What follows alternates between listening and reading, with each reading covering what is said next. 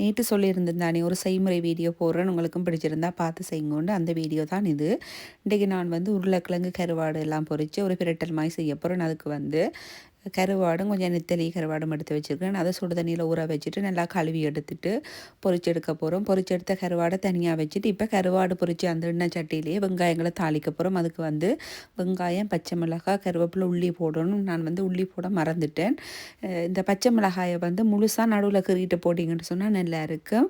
வெங்காயம் போட்ட கையோடைய வந்து உருளைக்கிழங்க போட போகிறோம். உருளைக்கிழங்க வந்து கொஞ்சம் சின்ன சின்ன மெல்லிசா வெட்டினோம்னு சொன்னால் வேலைக்கு பொரிஞ்சு அவிஞ்சிடும். இப்போ வந்து அதை மூடி விட்டோம்னு சொன்னால் நல்லா பொரிஞ்சு அவிஞ்சு வந்துட்டு இப்போ அதோடு வந்து தக்காளி பழம் 2 வட்டி போட்டு நான் உங்களுக்கு தக்காளி பழம் விருப்பம் இல்லைன்னு சொன்னால் போடாமல் விடலாம். தக்காளி பழம் போட்டிங்கன்னு சொன்னால் நல்லா இருக்கும். தக்காளி பழத்தையும் போட்டுட்டு அதையும் கலந்து விட்டுட்டு தேவையான அளவு உரைப்புக்கு ஏற்ற அளவு துண்டு மிளகாயும் போட்டுட்டு எல்லாத்தையும் கலந்து விட்டுட்டு ஒரு 5-6 நிமிஷம் மூடி விட்டிங்கன்னு சொன்னால் எல்லாம் நல்லா பொரிஞ்சு அவிஞ்சு வந்துடும். இப்போ இதோட வந்து பொரித்து வச்ச கருவாடையும் அதோடு சேர்த்துட்டு நல்லா கலந்து விட்டுட்டு திரும்ப ஒரு 2-3 நிமிஷம் மூடி விட்டோம்னு சொன்னால் அந்த கருவாடில் இருக்க உப்பு அந்த உருளைக்கிழங்கு தக்காளி பழத்தோட எல்லாம் ஊறி வரும். நீங்கள் வந்து உப்பு குறைவான கருவாடுன்னு சொன்னால் கருவாடு எப்பவும் சமைக்கும் போது முதலே உப்பு போடாமல் கடைசியிலலாம் சமைச்சு முடிகிற கட்டத்தில் உப்பு பாருங்க, உப்பு அப்படி காணாட்டி உப்பு கொஞ்சம் மேலால் தூளுப்பாக தூவி விட்டிங்கன்னு சொன்னால் நல்லா முதலே உப்பு போட்டிங்கன்னு சொன்னால் அந்த கருவாடும் உப்பு தானே, அப்போ சரியான உப்பாக இருக்கும். இதுதான் என்னோட இன்றைய செய்முறை வீடியோ. புட்டோட சாப்பிட்டு நாங்கள் பிடிச்சிருந்தா நீங்களும் செய்து பாருங்க.